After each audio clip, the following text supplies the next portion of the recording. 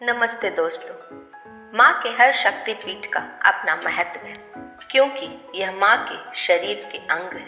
क्या आप जानते हैं इन शक्ति पीठों के पीछे की कथा क्या है और इनसे माँ के स्वरूपों का क्या जुड़ाव है? आइए जानते हैं माँ के इन धार्मिक स्थलों की कथा और उनका महत्व। पर आगे बढ़ने से पहले अगर वीडियो पसंद आए तो उसको लाइक कर लें और अगर मेरे चैनल पर नए हैं तो इसको जरूर सब्सक्राइब कर लें। और हाँ दोस्तों, बेल आइकन को भी प्रेस कर लीजिए ताकि मेरे आने वाले वीडियोस के सारे नोटिफिकेशन आप तक पहुंच सके। तो चलिए शुरू करते हैं। माँ दुर्गा के 9 स्वरूपों के बारे में हर कोई जानता है और नवरात्रि में माँ के इन्हीं रूपों की आराधना भी की जाती है।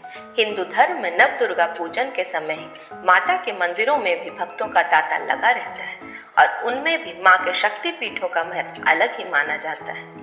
पवित्र शक्तिपीठ पूरे भारत के अलग अलग स्थानों पर स्थापित है। देवी पुराण में 51 शक्तिपीठों का वर्णन है तो देवी भागवत में 108 और देवी गीता में 72 शक्तिपीठों का वर्णन मिलता है। वहीं तंत्र चूड़ामणि में 52 शक्तिपीठ बताए गए हैं। देवी पुराण के मुताबिक 51 शक्तिपीठ में कुछ विदेश में भी स्थापित है, जैसे भारत में 42 शक्तिपीठ है, पाकिस्तान में 1, बांग्लादेश में 4, श्रीलंका में 1, तिब्बत में 1 तथा नेपाल में 2 शक्तिपीठ है।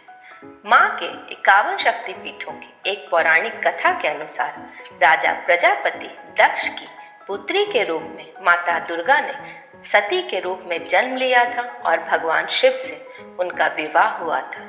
एक बार मुनियों के एक समूह ने यज्ञ आयोजित किया। यज्ञ में सभी देवताओं को बुलाया गया था। जब राजा दक्ष आए तो सभी लोग खड़े हो गए, लेकिन भगवान शिव खड़े नहीं हुए। भगवान शिव दक्ष के दामाद थे। यह देखकर राजा दक्ष बेहद क्रोधित हुए। अपने इस अपमान का बदला लेने के लिए सती के पिता राजा प्रजापति दक्ष ने भी एक यज्ञ का आयोजन किया। उस यज्ञ में ब्रह्मा, विष्णु, इंद्र और अन्य देवी देवताओं को आमंत्रित किया, लेकिन उन्होंने जानबूझकर अपने जमाता भगवान शिव को इस यज्ञ का निमंत्रण नहीं भेजा। भगवान शिव इस यज्ञ में शामिल नहीं हुए और जब नारद जी से सती को पता चला कि उनके पिता के यहाँ यज्ञ हो रहा है लेकिन उन्हें निमंत्रित नहीं किया गया है, यह जानकर वे क्रोधित हो उठी। नारद ने उन्हें सलाह दी कि पिता के यहाँ जाने के लिए बुलावे की जरूरत नहीं होती है। जब सती अपने पिता के घर जाने लगी तब भगवान शिव ने उन्हें समझाया, लेकिन वह नहीं मानी तो प्रभु ने स्वयं जाने से इनकार कर दिया।